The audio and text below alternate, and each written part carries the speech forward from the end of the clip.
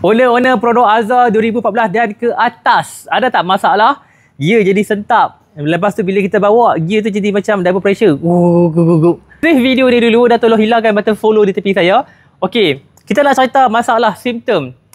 Bila customer datang dekat workshop, kita check dengan komputer, naik P0730 gear ratio malfunction. Yang tu yang pertama. Dan masalah yang kedua, bila masuk ke gear reverse, tak berlaku pergerakan. Mana kata tunggu lama sikit, boom, gear tu masuk dalam keadaan mengejut. Manakah punca kerosakan? So kalau hampa tengok dekat sini, ni adalah gearbox yang dah siap di overhaul. Mana kata kita akan pakai balik gearbox asal hampa, cuci bagi bersih, kita akan tukar barang-barang kat dalam ni dan kita akan buat marking lagu ni. Dan apakah barang-barang yang rosak tadi tu? Salah satu dia. Yang pertama, di bahagian forward clutch drum, mengalami cala di lubang fibering. Nampak tak tu? Yang tu je pertama.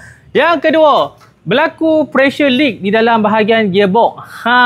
Dalam gearbox ada minyak, lepas tu boleh leaking. Yes, boleh leaking. Di mana?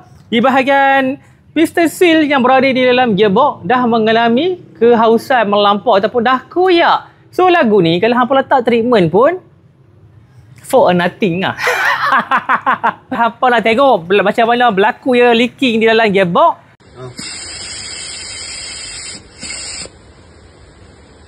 Berada di area Pulau Pinang, Balik Pulau, Sebarang Jaya, Juru, mana lagi, Kulim, Lunas, Baling.